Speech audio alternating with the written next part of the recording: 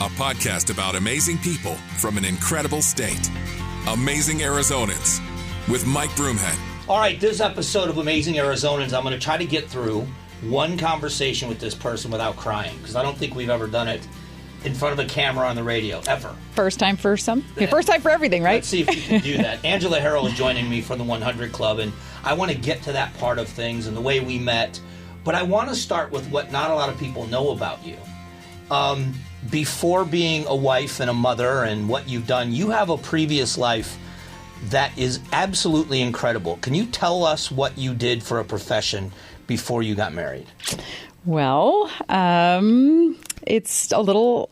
Are you allowed to talk about it? Yeah. No, a little unconventional, I would say. But I spent the first decade of my professional existence, so to speak, working as a special agent in the U.S. Department of State, Bureau of Diplomatic Security Service. So what that actually looks like is three different facets.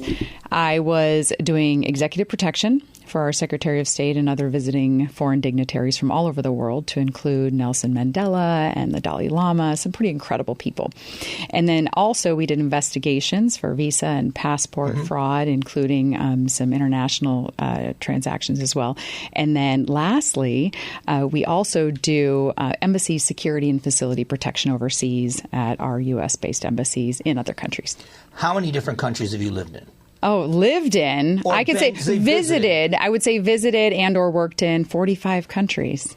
And there's no place like home.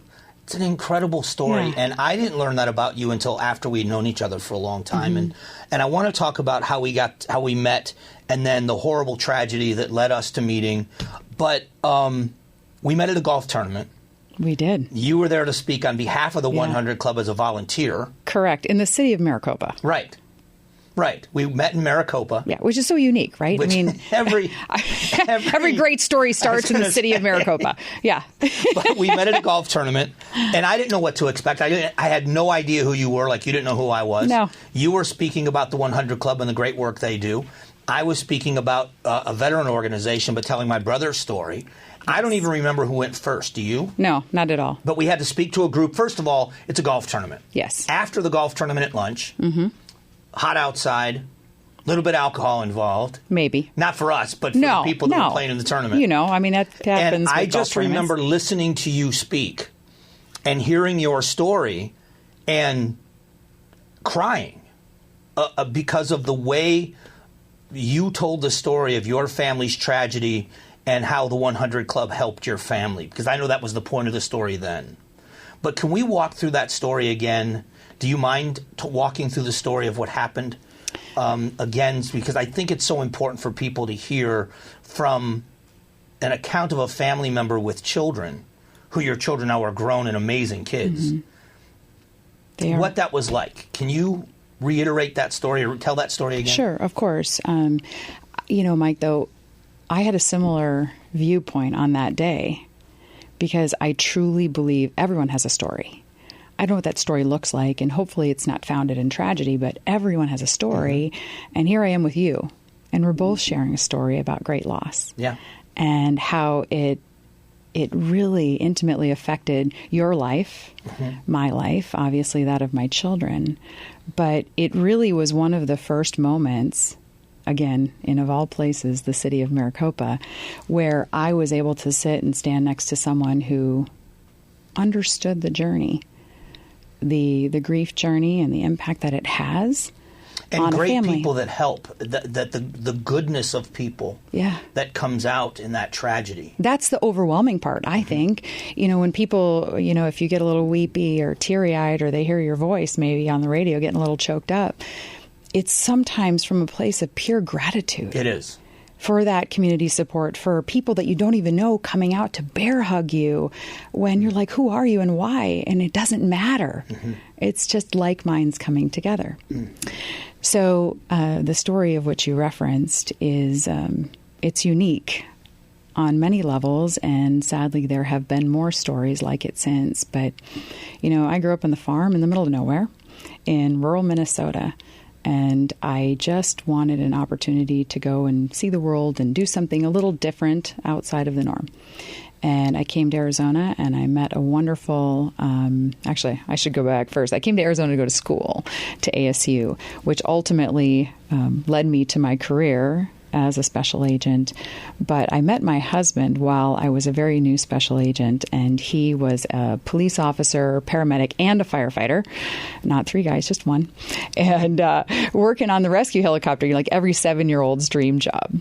And for me, being in law enforcement and he being in, every role in public safety you can imagine, it was very complimentary, very understanding, and no big deal. Like, I never worried. He did his thing. I did my thing. We traveled, and it was great. Did he worry about you? Ironically, you asked that, and I think the only day he really truly expressed concern, well, actually, there were 2 days, one of which I spoke of this past weekend, but was on 9/11. Which we're going to get to. Mm-hmm. And the other of which was during an earthquake that we experienced in Chile, which really wasn't a major earthquake, but for 2 people who've never been in an earthquake and are in a foreign country, it was a bigger deal. But those are the only times he ever expressed concern, like real, genuine concern or worry. So you said it was complimentary, and I would imagine there is such a balance if you both are in that world where you can relate to things without having to say them. But at the same time, you are doing dignitary protection. That would worry me as a husband if my wife were doing that. Sometimes it's intimidating too. You got to be a little careful. Yeah, I would. Yeah, I do the dishes. I mean, do the dishes. I would do the dishes. No, yes, complimentary, and we got married, we were young, we had a couple kids, and I even tell stories about sitting on the couch next to him watching the old TV show, medical drama series. It was called ER, if people are familiar. Yeah. And I love that show. Now, he hated it because he's like, it's not really like that. They don't really do that. And that's just for TV. And I'm like, I understand. This is supposed to be entertaining. Can we just sit here and watch the show? But he was very gracious and sat next to me on many occasions. But there was one particular episode, and again, I never worried about him, not even for a second. But we were watching this episode one time, and there was a medevac helicopter came in and landed on the helipad right on top of the hospital. And the chief came running out, like doors blazing open, comes running out and gets too close to the tail rotor, and it lops off his arm. Oh.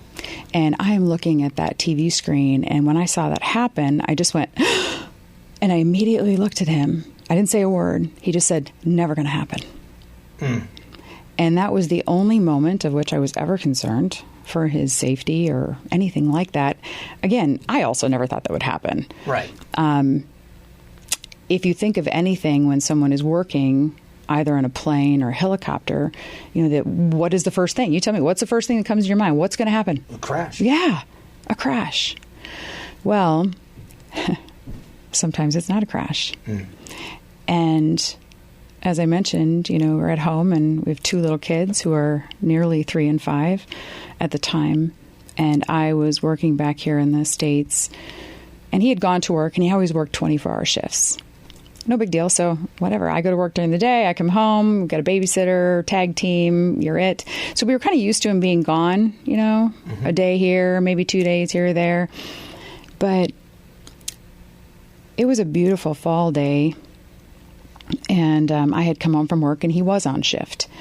And no big deal. I mean, again, he leaves, and he was actually working out of Flagstaff, and we were living in the Phoenix metro area at the time, so he just commuted back and forth. And, in northern Arizona, we have a lot of people who are hiking and a lot of visitors from out of state who make choices that maybe aren't in line with what we would normally do here.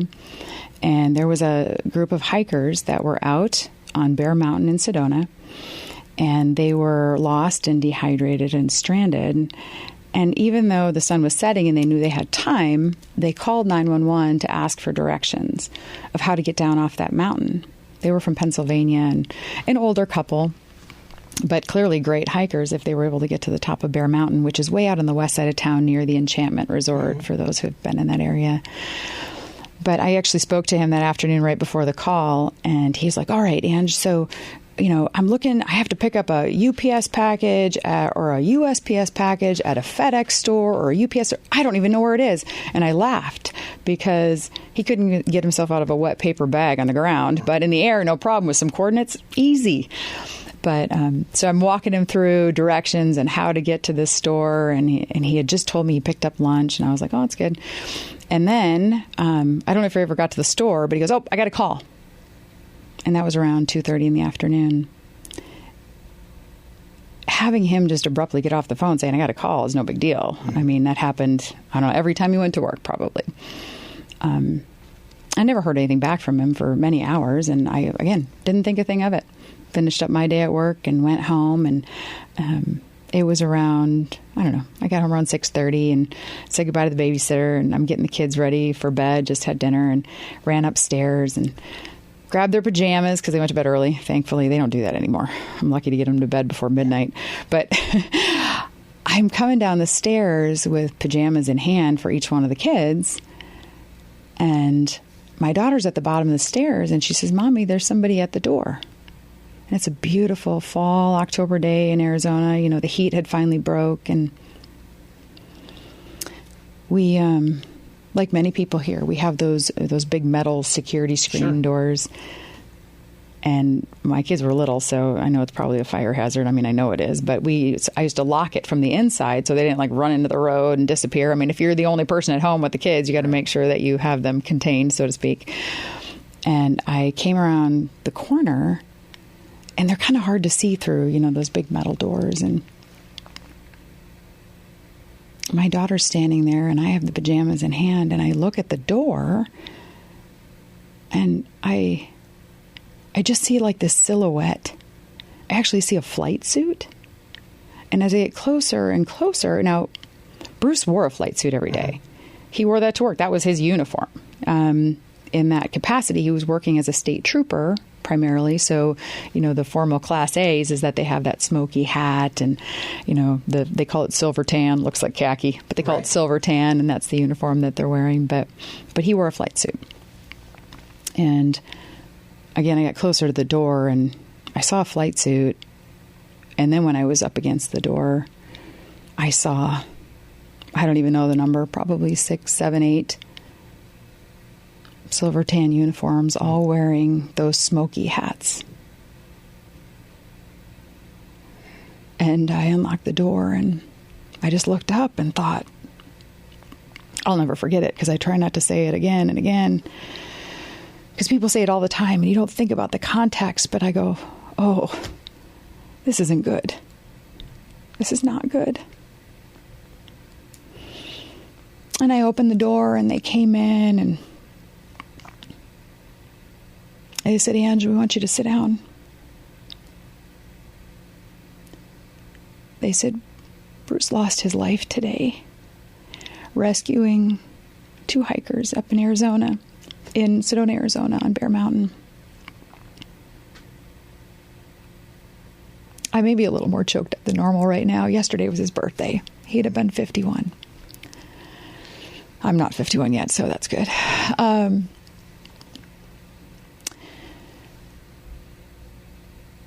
He lost his life today in the line of duty. And I said, how's the pilot? They said, well, the pilot's fine. And I go, what? Because in your mind, again, you're thinking crash. Yeah. There was nothing else that could have happened besides a crash. And they said, pilot's fine. I said, how is that possible? And they said, well, the accident looked a little different. And to describe it to you briefly, they had come in to the side of this mountain, high on the mountain, 2.25 miles up specifically, to take these 2 lost hikers off via the helicopter. And when Bruce got off the helicopter, he ran out, and because of the position of the 2 individuals that were there, he took the gentleman first, and they have this position thing that they do. They grab their arm and they put their hand on the back of their head and they kind of lower. So they all just tuck right down, and then they kind of lower, kind of crouched into the helicopter.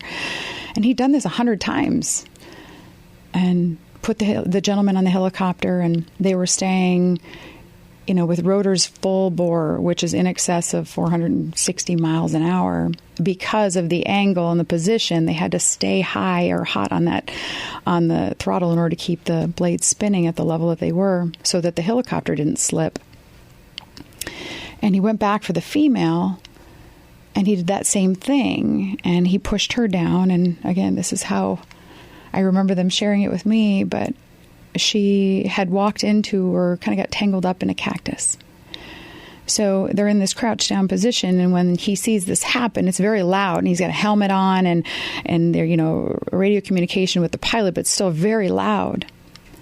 And as they're both hunched over, crouched down, when she gets tangled, he turns around and he stands up to help her. And he was struck right above his eyebrows by the helicopter rotor blade. Oh. My understanding is that now the pilot was motioning to her, like, come on, get on the helicopter, get on the helicopter. We got to get out of here. We got to get out of here. And he's laying there.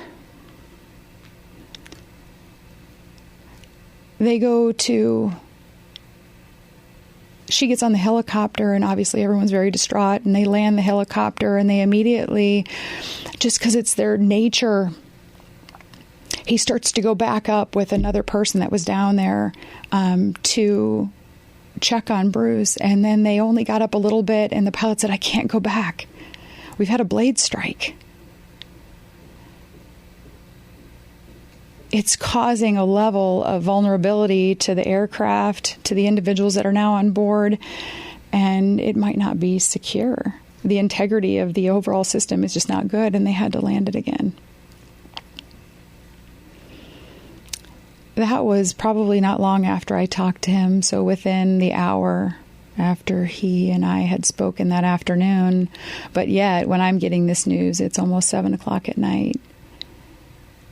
And I'm grateful, looking back, that news came from DPS and that they were able to tell me in person. Because so many times right now people find out via text message or social media or something terrible, and that's not the way people should be told that they've lost a loved one. Obviously,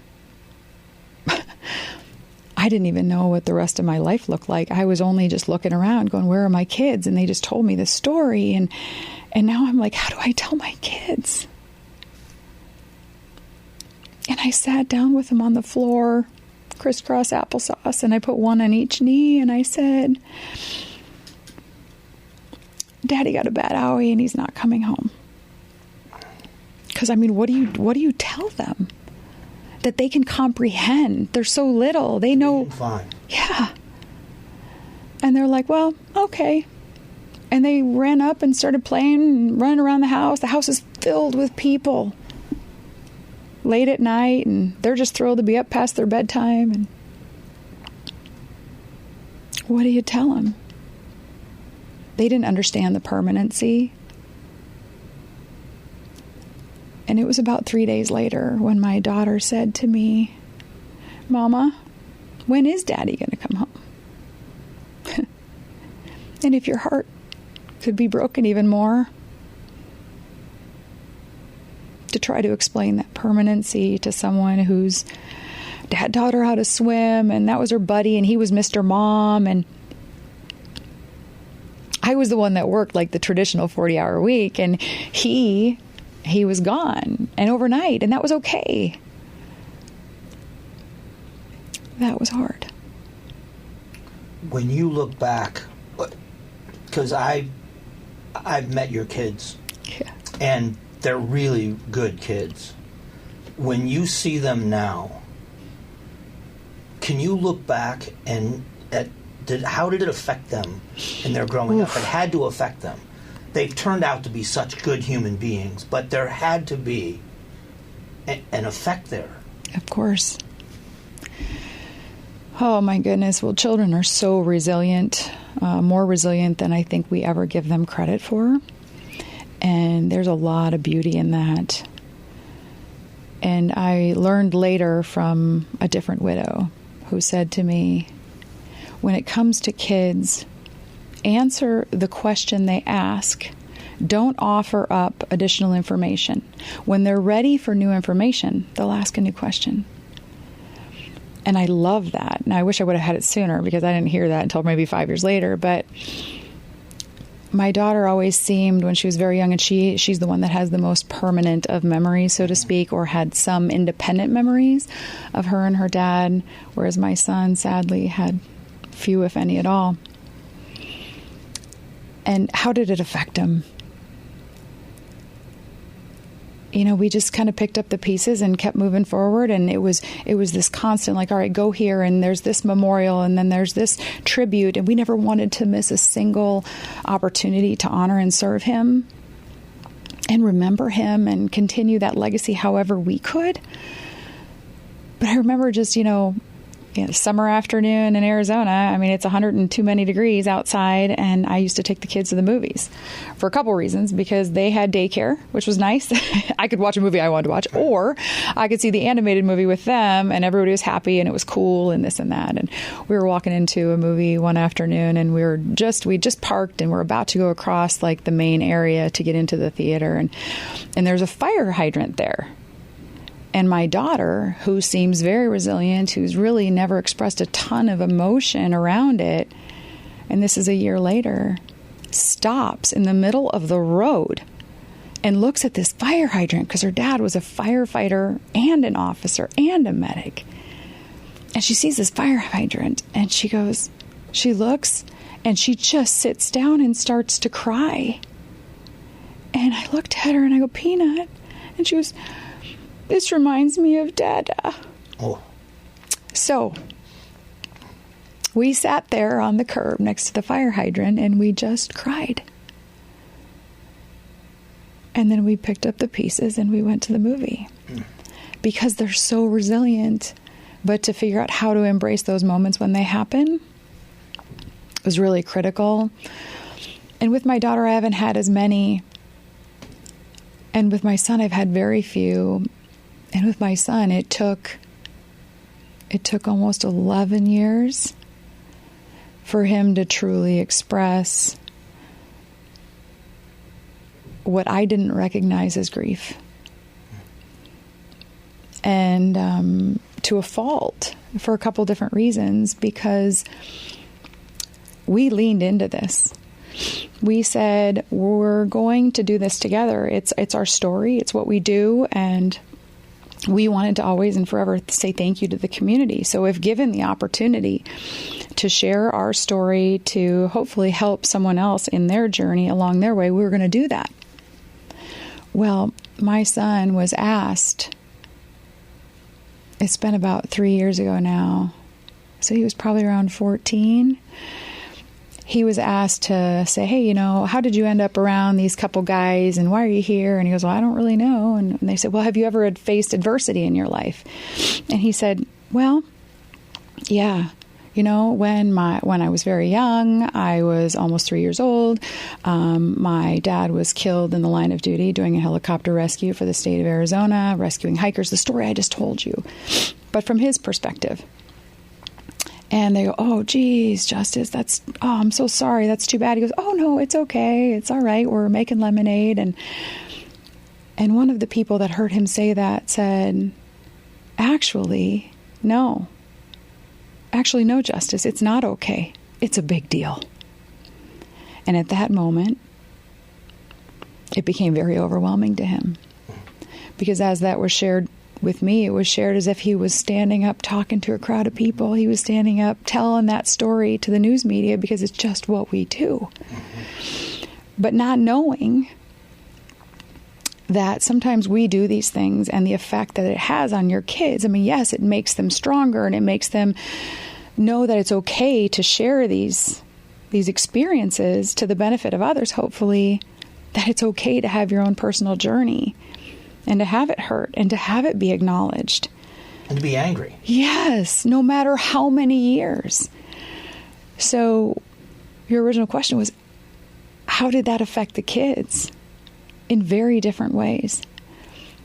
And I mentioned yesterday was his birthday, and when your kids now have their own social media and they can share their own things, I mean, that's always a concern. But I looked at their stories from yesterday, and I have never been more proud, because they both posted photos that they had of him when they were very little. My son even says, "Thank you for always watching over me." And my daughter, of course, showing pictures of her and him, whether it's swimming or he was in uniform holding her. And I love that they can look and honor and cherish those memories that they have, and that they're comfortable enough to own that story, no matter how challenging it is, and vulnerable enough to share it with the world and to create a level of awareness, even in with their friends. Because that's a tough place to be.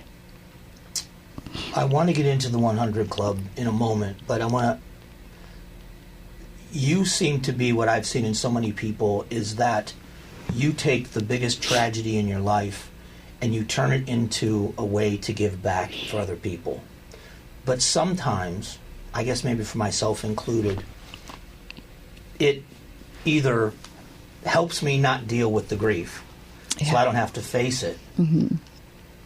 Do you think that maybe that was that for them as well? That it was a defense mechanism, that if I feel like if I'm doing some good, if it distracts me from dealing with my emotions, is that part of it, do you think? I know it's part of it for me. Oh, I know it's for me. But do you think that for them, like you said, it took you a while to face the enormity of the situation in his life? Mm-hmm. And the absence. Mm-hmm. Everyone comes from a male and female traditionally, and coming from having a parent, a dad or a mom, whether that parent is not there full time is different than whether that parent is deceased. And the age of the child, I think, is a huge contributing factor, because do they have a permanent memory, their own independent memory, or do they only have those memories that have been shared in their family or in that inner circle? So I believe that it was from a place of ignorance, because they're very young, that they just keyed in off of me. But now, as they are kidults, right? Teens, kids, adults, whatever you want to call them, 17 and 19 now, which is pretty special. They have their own opinions. They come from a completely different place. And I do think that, speaking for them, that they've had those vulnerable moments. But absolutely, it's a place of protection. But I also feel that they do this with me, and I'm like, geez, guys, that's a little rough. I mean, they make the jokes that are totally inappropriate, that can only be made to people who are in similar circumstances. Our families are very similar. Yes, but that's how you get through it, right? It's using humor, and it's using a playful attitude, and sometimes there's a little shock and awe that comes to it from those kind of comments that they make. But I think that, yeah, I mean, it is from a place of self-protection, but that's also the healing part. And as comfortable as it might be for a young adult to stand up and talk about anything, whether it's how to make apple pie or how to talk about the loss of a parent, it's uncomfortable to speak in public. Most people don't even like that as an adult. I mean, full-fledged adult. But sometimes you just get used to it. And I think they got used to it, and they've used their voices for the greater good. And for that, I'm grateful. Not that there weren't rough patches, but they did. The 100 Club dinner, I was there this year. Oh, yes. And I got to sit with you and with Schechterly. Yeah, when he Jason. Was sitting, when he was sitting. When he was but during the dinner, you had many of the widows and family members stand up and say who they were and who they lost. Yeah. And you gave the responsibility, or I don't know if the gave is the right word, but your son stood up. I'm getting weepy. I know. Remembering it. Mm-hmm. And said his name, talked about his dad. What was that like for you to witness? You've seen your kids talk about this before. What was that night like? Well, I spent a good part of the night saying, don't think about it. Because if you start to think about it, it does become very overwhelming. And I remember, going up, Jason Schechterloo was the MC for the event, and he's so spectacular. He is fabulous. Spectacular. And when another guy that fits in our warped sense of humor club. Oh, thankfully. Yeah, that's why we're all really close. He's been a guest in here. He was one wonderful. of the first podcasts we did. Yeah, and we, the 100 Club of Arizona, supported him through that journey and continue to support his kids through our scholarship program, which is pretty neat. So, yeah. But Jason kind of said, here you go, here's the mic. And I go up to speak, and I'm going to talk about the 100 Club, and I'm going to do all this. And I kind of have it in my head. And I literally say a couple words, and I say, you know what? Actually, none of this matters. What you need to do is you need to hear from the people that I know that are in the audience. You need to hear who the people are that we help and support. And I remember strategically thinking, how do I do this without, turning into a puddle on the floor? And I went over to Chief Solberg with Gilbert PD, and I said, have you lost someone close to you in the line of duty? And he made mention of a Gilbert officer who was also a colleague of his that was killed in the line of duty. Then I went to my son, basically to sandwich him in between the loss of a colleague, the loss of a father, and then to where I was going next. And I remember walking up to him, literally with tears in my eyes, thinking, I hope I can get out the words. And I said, Justice, that's his name, tell me who you lost. And he said, my dad. My dad, Bruce Harrolle, Arizona DPS, end of watch, 10/13/2008. And this is what happened.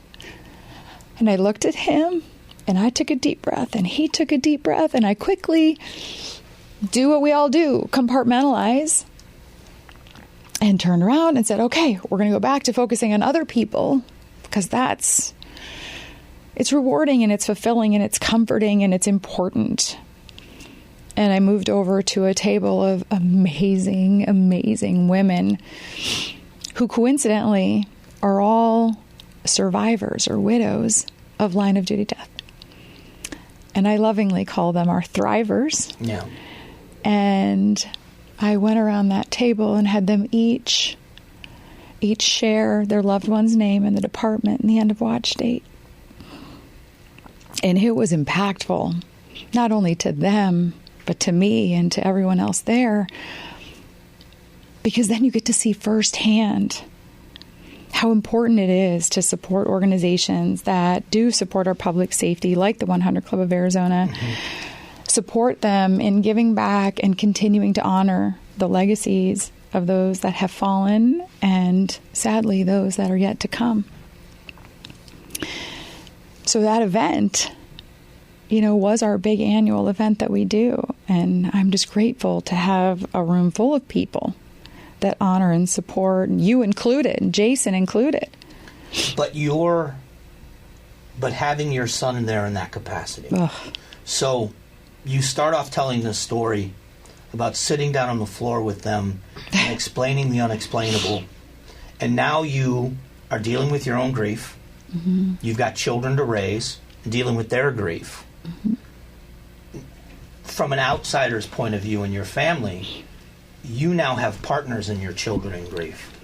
That it's not caring for their grief anymore. You're sharing things with them. To have him there, to have both of you looking eye to eye in that, from someone that has seen them since they were little, mm-hmm. That's a pretty amazing It is. thing. It's incredible. And what was so unique, amongst other things, about that night was partners in grief, you said. Right. And the beauty of that is, I always said, we're small but mighty, right? It's the two of them and me, and we're going to do it. No matter what adversity comes at us, we're going to do it. And my daughter was not able to be there that night for the first time. And our partners in grief, it broke my heart that she couldn't be part of it.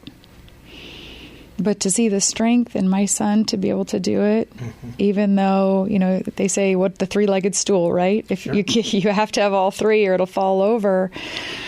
But to see him stand up and do that on his own was pretty special. So let's talk about your journey in the 100 Club. Yeah. You really didn't know anything about them like a lot of people No didn't, idea. until they showed up Right. after this tragedy. Yep. Can you explain what that was like? When they showed up, what was that like for you? Sure. Let's explain. Let's back Yeah. up. Because there are going to be people that aren't familiar with the 100 Club. Can Sure. you explain what you do first? Absolutely. What it's about, what the organization does basically. Absolutely. The 100 Club is a nonprofit organization that supports all public safety here in the state of Arizona. So whether you're police or fire, whether it's city, state, local, federal, tribal, municipal, you name it, we support everybody. And we support them as a result of line of duty death or injury. We also support them through scholarships for their kids. We buy equipment that makes them safer. We provide them training and mental health and wellness support. One of the things that you've done that sounds so simple that it hadn't been done before amazes me, but there is a life-saving tool that firefighters now use called a washdown kit. Yep. The simple principle that the faster they can get those carcinogens off their uniforms, the less likely they are to have cancer or get cancer because of line of duty. Absolutely. And it seems so simple that every fire truck in the state of Arizona would be outfitted with a washdown kit. They weren't. And then you guys stepped in. Well, we try, it's called our safety enhancement stipend. So whatever the equipment needs that they have that they're not able to fund either through budget issues or the longevity of that process, they can ask us for those things. So whether they are as simple as making sure there is a washdown kit on every suppression engine in the state of Arizona, or whether it goes to a more advanced level like this Storm Stick, which is an outdoor shower type system that exists. It was brought to our knowledge out of a study out of the University of Arizona a few years back that what they did is they basically took urine samples from every firefighter that they could, that was part of the study, and they measured the carcinogen exposures that they were having no matter what their role. So you have a firefighter who's running into a burning building. You have the engineer that maybe stays on the truck. You have those firefighters that are still back in the station that were never part of that same fire. And you even have the family members at home.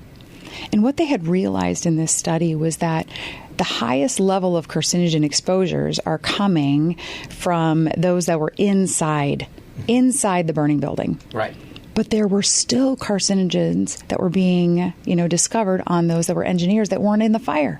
Those were at the station that weren't even on the truck or in the fire, and even going back as far as taking it home to their family members.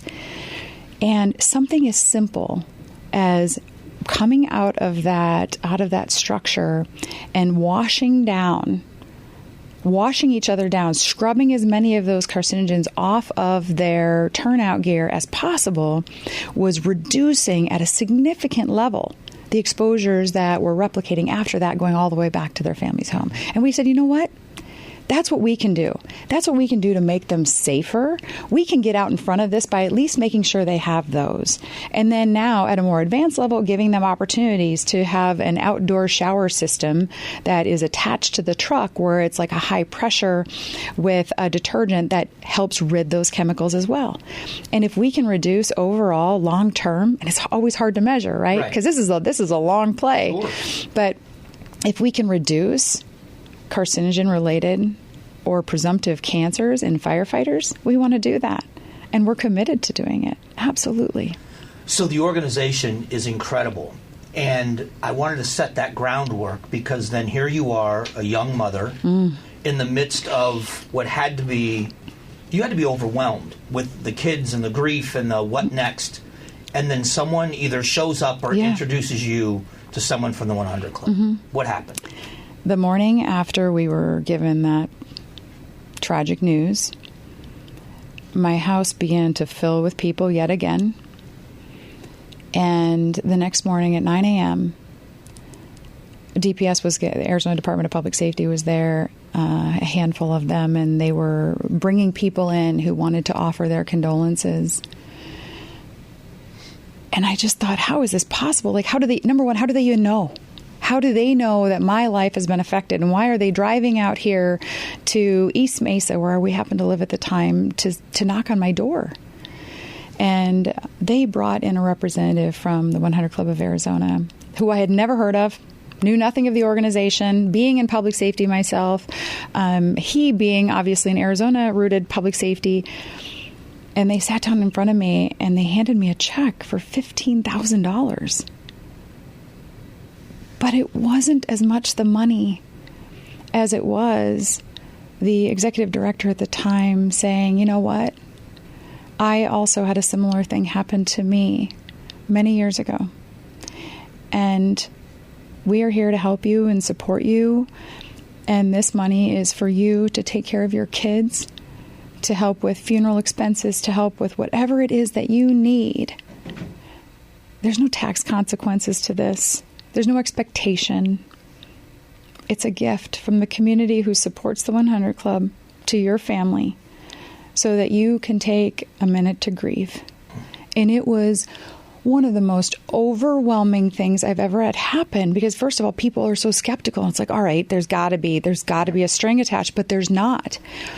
And from that moment forward, I was like, I want to figure out how to pay it forward. I want to either pay it back or pay it forward, or how do I get involved? And that was day one. Now, day 2 and day 3 and day 4, DPS was still there. And what was also amazing about those experiences is you said, oh, yeah, there's a lot going on, and you must be thinking about so many things. And the reality is I was numb, and leaning inward. And it was like the outside world got quiet out of self-preservation and preservation for my kids, that I became focused on one thing, ironically, and it happened to be health insurance. I don't know why. Random, super random. But every morning they were there following the first day. I said, what about our health insurance? They said, oh, you're fine. Don't worry about it. They say you're always part of the family. We'll take care of you. You'll be taken care of. And I'm like, okay, all right. Day 2, same question. Don't you think, though, that thought was about your kids? Oh, absolutely it was. If you were like a wife but no kids, yeah, maybe might be different. Yeah, you might be concerned about a different thing. But you're looking at an almost 3-year-old and a 5-year-old, yes, and saying to yourself, now what? Well, mostly because my almost 3-year-old loves to defy gravity, and to this day hasn't changed, at any possible opportunity. If there's something high to crawl on, he's going off it. It's just what he loves to do. I used to jokingly say we had a frequent flyer card to Children's Hospital, because just a typical little boy who loved to do things, and oftentimes they ended in a need for health insurance. Bounces off the walls. Yeah, things, sometimes they bounce, sometimes they strike hard and don't bounce. I mean, you name it. But, fast forward, I became laser focused on our health insurance, and every single day I asked, what about our benefits? I said, oh, don't worry, you'll be fine. You'll be fine. So he was killed on a Monday afternoon. The house was full on Tuesday, Wednesday, Thursday morning, and I asked the same question every day. I don't know why, I just did. And on Friday morning, they brought a new person into the room. When there's a new person in the room, there's always a reason. And I said, what about our benefits? And they said, oh, this new person was apparently the one that was brought in to be the bad guy. And he said, oh, I'm sorry, it's the end of the pay period. So just like that at the end of the pay period? Just like that. And I looked, I said, I'm sorry, what? And I literally put my hands on the table. And I go, we're going to fix this. We have to fix this. We had not even had the funeral. And I thought to myself, what happened to being part of the family and always being taken care of? But that led me back to 2 things. We're going to fix this. And the first one being what happened on Monday. And that was that financial support that I received from the 100 Club, because I ended up having to use COBRA for the next, year and a half, 2 years, at a $1,900 a month value for a family who just lost their father, my spouse, parents who lost a child, a brother, and we had to figure it out. So I was grateful for that financial support, and I hated that I had to pour it into health insurance, but I was glad I had the opportunity to use it for that. But later, as promised, I worked together with the legislative liaison from DPS, and we were able to push and push and push. And thanks to some incredible legislators and community support, we ultimately were able to pass a law called Harrolle's Law that allows lifetime access to the families of the fallen to the plan of which they had at the time of the loss. And that is a gift like no other, more so for the peace of mind and the true idea of supporting that family long term. And what a legacy for definitely. Your husband. Yes, absolutely. That spent his life, gave his life, looking out for other people. 100%. What a great way to serve his memory, as to make sure his comrades, because he did all of them. He did all of them. He did all of them. This serves all of them. All of them. That is such a great legacy. And here in Arizona, and especially the smaller departments, and obviously DPS is the state of Arizona. You would think that being so big that they would have already had something like that in effect, but they didn't. And some of the larger departments, maybe they have that ability or just did. But there's nothing more rewarding to me than to walk in and on someone's worst possible day, bring them a check, letting them know that we are genuinely behind them.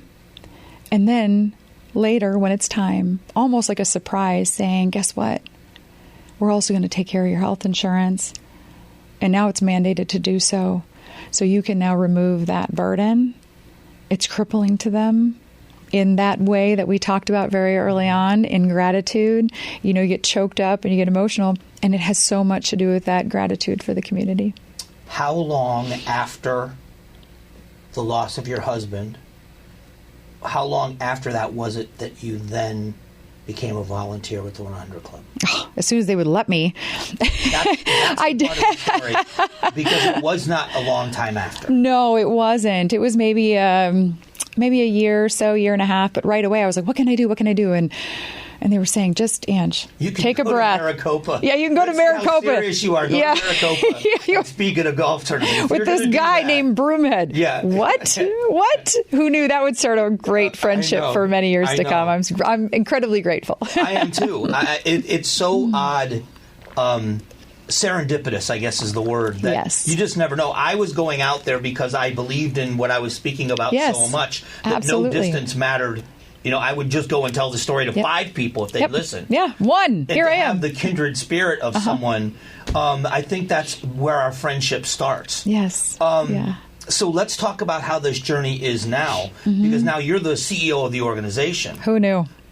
But it has changed so much since when we first met. And a lot of those changes happened with your vision and the vision of your team, your executive team. Yeah. The mental health, the availability of mental health care with first responders, A, never show weakness, and B, certainly never let your bosses see weakness because it could affect your career. To give them a safe place to vent and to put themselves, do their own kind of an evaluation, and to have a safe place to say, maybe I need to talk to someone. Yeah. Amazing. It just seems so simple when we talk about it now. But the old school mentality is that you're the tough guy or the tough gal and, never let them see you sweat kind of situation. And you are held to a higher standard. I mean, you just are. I mean, they live their lives on camera. They can't even make good jokes anymore. They have to look the part. They always have to act the part. They don't get a chance to have bad days. And it's important for us, and I've always thought this, but I think about a community member and they call 911. And you don't hesitate. We live in the best country in this world. And we have a luxury, which we all can kind of consider a staple, but it's really a luxury of the 911 system. And when you call in and you're only calling because you're either having your worst possible day or you're with someone who's having a terrible day. And you're just trying to get help from a professional. You call 911 and you expect that professional, whether it's an officer or a firefighter, to show up on their A game. You're not going to settle for anything less. And they don't get to show up either saying, oh, geez, gosh, my back really hurts, and oh, I didn't sleep well, and oh, geez, you wouldn't believe my wife made me stay home and do dishes, or whatever the case was, or, I don't have time for. No, they don't get to do any of that. They don't get to complain. They don't get to show up in their B game or their C game. They have to show up in their A game. And they want to. They want to. That's the other thing. Oh, and they will. And they want to. But guess what? They're human too. And behind that badge, and I say badge because firefighters wear a badge and so do police officers, but behind that shiny exterior, those polished boots, behind that A game that you see, they have their own struggles. You don't know where they just came from. They could have just come from a major fatality-related accident where there was a dismemberment. They may have come from a child drowning. They may have come from a trafficking situation where they rescued children out of a home. You don't know where they came from. Everyone has a story. My brother, and he wouldn't mind me sharing this story, my brother is a captain now, but when he was a sergeant. Mm-hmm. In law enforcement. Yeah, in law enforcement, in the sheriff's office in my hometown. Was called to a scene where a mother, thankfully, had 3 kids. The baby was an infant. Her youngest was an infant. And thankfully, she called 911. She was having thoughts, she said, that she wanted to hurt the baby. Oh. And she was having these horrible thoughts. And whether it was frustration, whatever it was, she called 911. So they all responded. And my brother, being the sergeant on the scene, they had to make the decision to take the kids. And the mom had to get into treatment. And he had to remove 3 kids. Now, we were 3 boys. He had to remove 3 kids from a home. And my brother and I talk often. But he called me more, and I think that week. And every time we talked, he brought that up.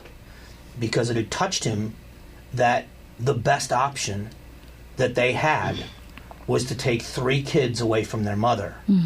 And no matter if that was the best option, it's a horrible option to break up a family like that. Now, I don't know how that story turned out for that family, but it touched him to the point where, fortunately, we talk a lot. Yes. That's one incident on one day that didn't end tragically, that still has an emotional effect on a human being. My brother's got 3 kids. Yes. The thought of something like that happening to his children. Imagine that compounded, whether it's at a scene of an accident as a firefighter or a horrible scene when the cops see the worst things people can do to each other. Yes, yes. It's unimaginable that they can stay as strong as they do for as long as they do. And think about this. Do you think in the academy they actually teach you to facilitate a familial situation that way, where you're going to be given the responsibility to take your very children away, or their very children away from a parent? No. And that situation is so unique. So, number one, you're probably not taught how to do that in an academy. You're using all of your training and resources combined to make the best possible decision to truly save lives. Now, you're also probably not going to talk about it. So for him to make that call and for you to be listening, and to recognize that's everything, because it's a safe place. And it doesn't, they have to sleep with those things. They carry those burdens every day. And if we didn't have that relationship, if my brother and I weren't best friends, he wouldn't have. No, you're absolutely right. Just like a lot of people that internalize and carry it. And so that's why that's one of the things you do that's so important. Right. It's not the one that's focused on, the death benefit is, and when someone's hurt in a line of duty, which is so immensely important. You and I, the Yarnell Hill Fire, Granite Mountain goodness. Hot Shots. We just came off the 10-year anniversary of that. More checks written in one day than you've ever written in 1 year. Thank God. Yes, thank God. And, and actually that day, and this was just prior to my arrival, but we are so incredibly grateful to be supported by Arizona Financial Credit Union. And that day, we were writing checks into the red. But as an organization, we said, this is what we do. We're going to support every single one of these families. And you know what Arizona Financial did? They said, keep writing the checks. We're going to cover every single one of them. Isn't that just remarkable? It really is remarkable. But that lends ultimately to whether it's an immediate concern that a public safety member is having, police or fire, or whether it was from Yarnell 10 years ago. These situations don't just go away.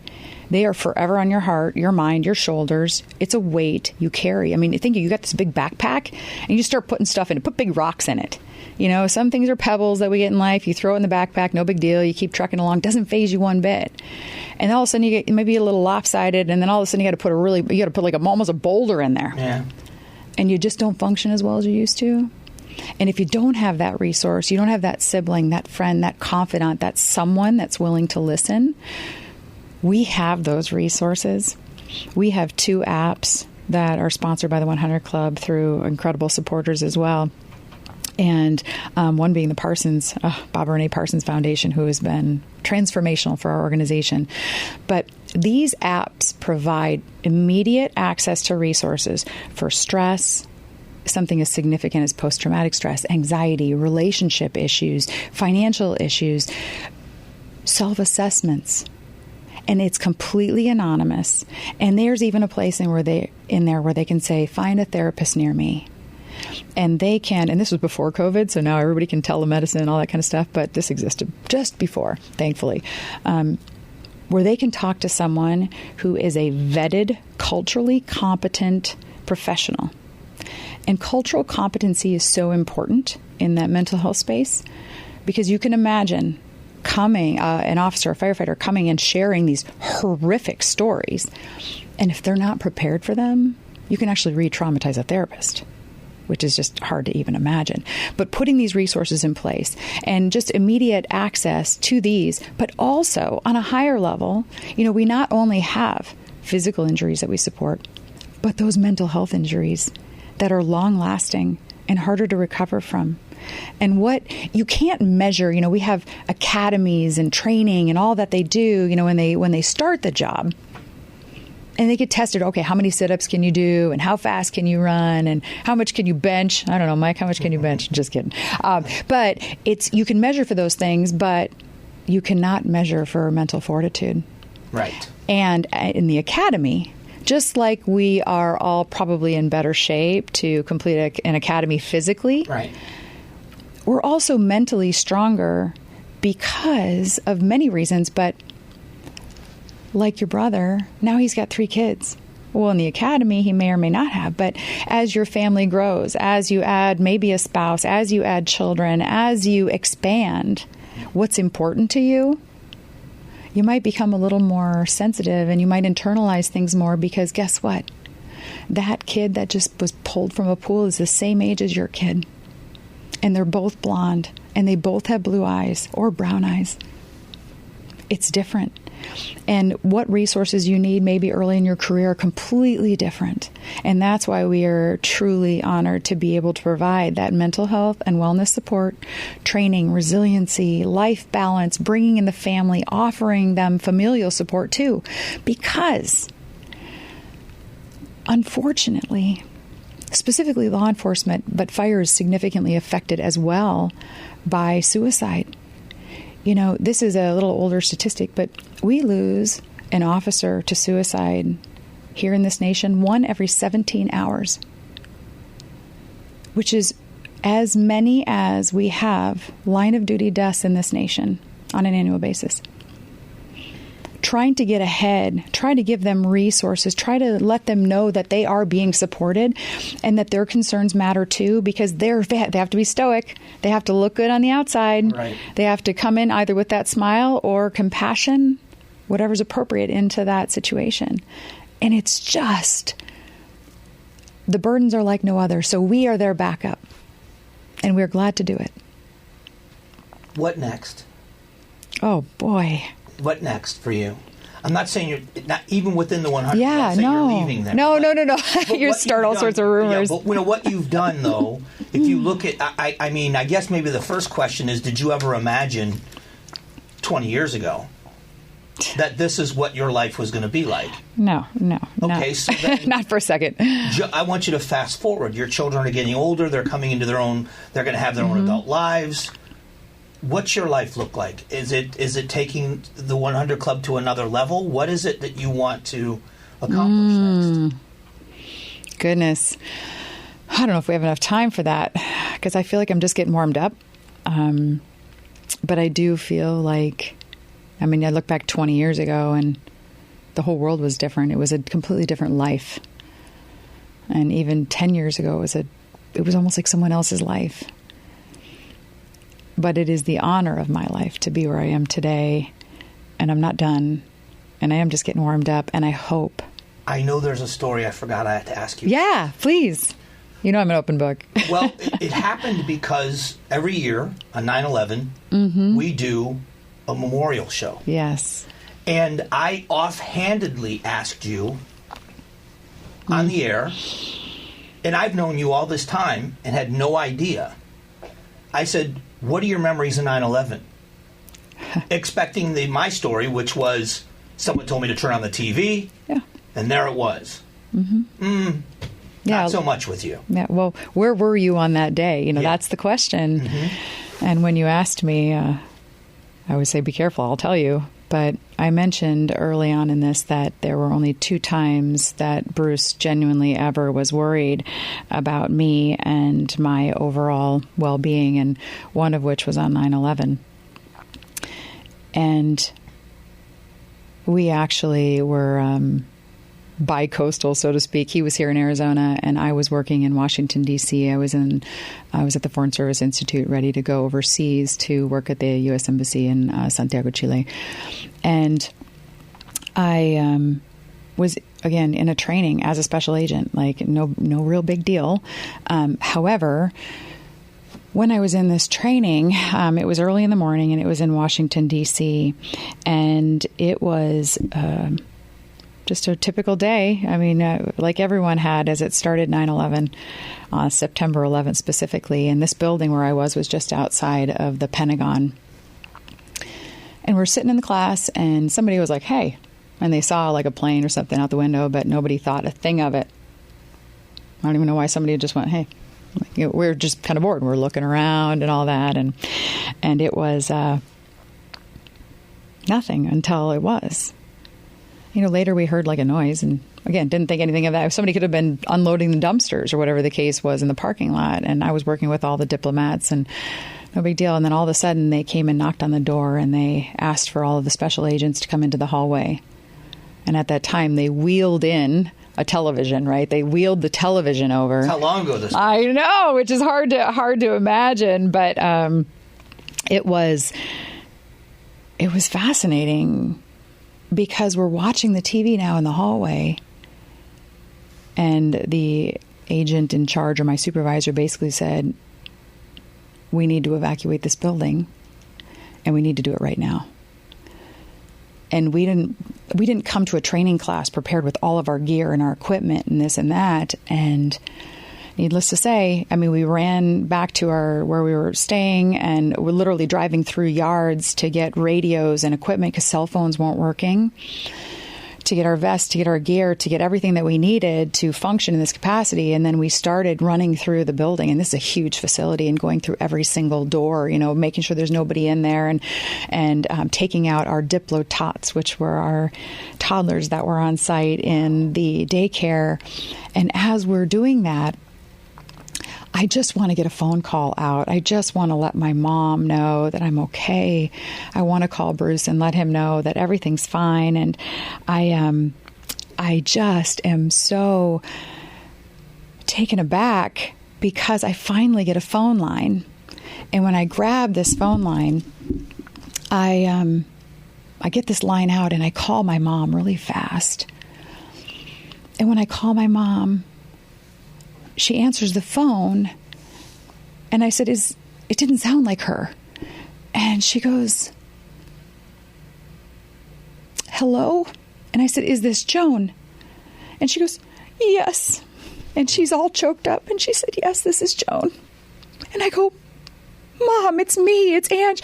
She goes, oh, okay, all right, go do what you gotta do what you gotta do. But to hear your mom's voice, because she knew you were there. She thought she was getting that call because she didn't recognize my voice. Right.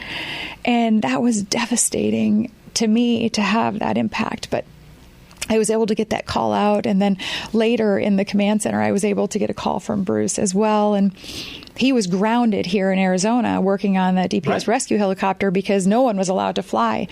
And he was saying to me, he's like, geez, we have this call. We really want to go. We can't get clearance from the FAA to fly. And I go, oh, well, I don't know if this is appropriate or not, but I'm sitting next to someone from the FAA. I wonder if you could just talk with them. And I handed the phone over, and they were able to go do a rescue.